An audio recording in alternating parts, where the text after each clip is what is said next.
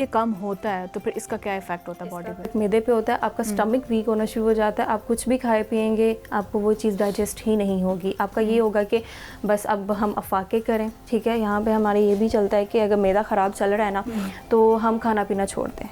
हम ये मेरे मामू कहते हैं। अच्छा, ये भी एक मिथ है कि आपने बिल्कुल वेट लॉस करना है तो खाना पीना छोड़ दो, बिल्कुल ऐसा ही है।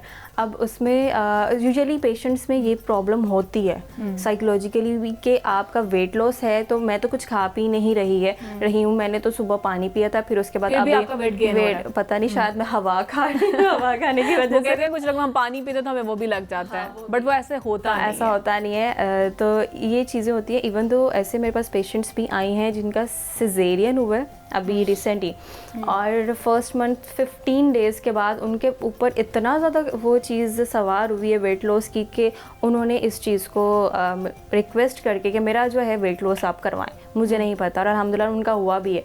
बट द थिंग इज़ कि जो डाइट होती है ना, आपने वो लेके चलनी होती है एक तरीके के साथ। ये नहीं होता कि आप बिल्कुल भूखे रहे हैं, भूखे रहने से आपका वेट स्टक रहेगा, भूखे रहने से आपका वेट गेन भी होगा, क्योंकि आपका स्ट्रेस लेवल इंक्रीज होता है, ठीक है। आपकी बॉडी को ना न्यूट्रिएंट्स चाहिए, आपके दिमाग पे जो है ना वो डायरेक्ट असर पड़ता है। हाँ, आपका स्टमक और आपका ब्रेन एक तरह से कनेक्टेड होती है। समझने की सलाहियत, और वैसे भी आप जैसे सी सेक्शन की बात कर रही हैं, इसके बाद तो वैसे भी बड़ी कॉम्प्लिकेशंस का सामना रहता है। कॉम्प्लिकेशंस मुझे लगता है कि फीमेल्स में जितना मेरा एक्सपीरियंस रह चुका हुआ है, वो स्ट्रेस बहुत लेती हैं लोगों का, जो लोग उनको कहते हैं। एग्जैक्टली, एनवायरनमेंट जो होता है ना, वो कभी आपके सराउंडिंग्स में लोग कैसे हैं, वो कैसे आपको ट्रीट कर रहे हैं, एग्जैक्टली, ठीक है, उनका बिहेवियर आपके साथ कैसा है। ये ऐसी सिचुएशन होती है कि छोटी छोटी बात आपको ट्रिगर करना लग जाती है, इमोशनली वो सेंसिटिव होती है, वो आपके इमोशंस जो होती है ना वो बहुत ज्यादा इंक्रीज कर जाते हैं, आपको समझ ही नहीं आती। हाँ, तो कि आपका कौन सा रिलेशन जो है वो आपके साथ अच्छा है, कौन सा बुरा है। एग्जैक्टली, बहुत सी चीजें जो फेसेस करनी पड़ती है। हाँ, तो ये जो इन्वायरमेंट हमारा होता है ना, जो सराउंडिंग में लोग होते हैं, उनके इम्पैक्ट की वजह से जो है ना, मुझे लगता है फीमेल्स काफ़ी सफ़र करती हैं।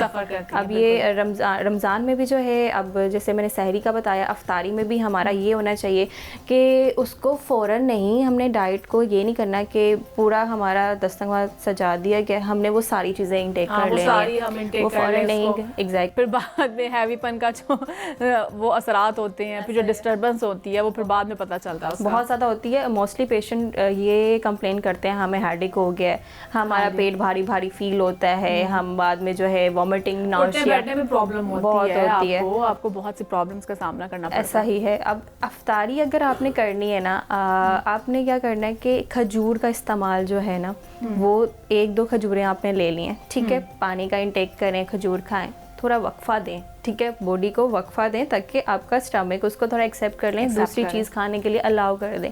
इकट्ठा ना अंदर जो है डालना शुरू कर दें। समोसे पकौड़े जो भी है सब बस इसमें हाथ ऐसा ही है। और हमारी जो प्लेटें हैं वो पकौड़ों के बगैर इनकम्प्लीट होती है रमज़ान में। रमज़ान में यहाँ पर जब हम करती हूँ, मैं घर जाती हूँ, जब इफ्तारी का टाइम होता है तो मैं देखती हूँ, फिर मुझे ना सारी चीज़ें वो याद आ रही होती हैं। ओहो, मैंने ये भी डिस्कस किया था, नहीं इस पे हाथ नहीं रखना, इस पे हाथ नहीं रखना, इस पे हाथ हौला रखना। नहीं, हम खा सकते हैं। देखो, पकोड़े बनाने के ना डिफरेंट प्रोसेस हैं, ठीक है। अब जैसे कि आप खुद उस चीज़ से गुजरी हुई हैं, तो हम जो है इस तरह भी करते हैं कि पकोड़े अगर बना रहे वेजिटेबल्स, थोड़ा हम तेल का इस्तेमाल कम करें, ठीक है। तेल का भी इस्तेमाल कर रहे हैं तो रेगुलर उस तेल का चेंज करें, ठीक है। हाँ, वो यही होता है, ऑलरेडी एक पड़ा हुआ है, फिर उसमें दोबारा वही 2-3 दिन वही यूटिलाइज वो जो प्रोसेस चीज़ होती है ना, वो फिर आपकी हेल्थ में, वो आपकी बॉडी में फैट की एक्यूमुलेशन करवाती है, ठीक है। तेल गलत नहीं है, उसके इस्तेमाल करने के तरीके गलत हैं। आप जो है पुदीना डाल रहे हैं, अच्छे जो ग्रीन वेजिटेबल्स हैं ना, लीफी वेजिटेबल, उनको पालक होती है, पुदीना होता है, धनिया होता है, हरी मिर्च होती हैं, ये सारी चीज़ें ऐड कर, कभी बैंगन ऐड कर दिए, ब्रिंजल्स वो ऐड हो गए। फिर कभी आपने पोटैटो, अगर आपको कोई बीपी का प्रॉब्लम नहीं है, अगर पोटैटो यूज़ कर रहे हैं तो याद रखें कि स्वीट पोटैटो से भी जो है वेट गेन होता है। स्वीट पोटैटो से वेट गेन तब होगा, वही सेम चीज़ अगर क्वांटिटी ज़्यादा जो है ले रहे हैं। अब ऐसे बहुत सी पेशेंट्स हैं मेरी जिनको मैं ये स्वीट पोटैटो देती हूँ, डिफरेंट रेसिपीज़ के साथ देती हूँ। यही नहीं है कि सिर्फ हमने स्वीट पोटैटो का ये कॉन्सेप्ट हमारा यहाँ पे बड़ा है, स्वीट पोटैटो हम उसको फ्राई करके भी ले सकते हैं, इवन जो बनाना है हम उसके भी चिप्स बना सकते हैं। डिफरेंट चीज़ें हैं, बहुत हमारे पास डिफरेंट जो है ना रेसिपीज़ होती हैं, अगर हमें उनको इस्तेमाल करना आता हो। ठीक है, आप फ्राई करें, शैलो फ्राई करें, प्रॉब्लम नहीं है। आप रेगुलर चेंज करें, एक चीज़ पे कंसिस्टेंट रहेंगे ना, वो एक चीज़ गलत है।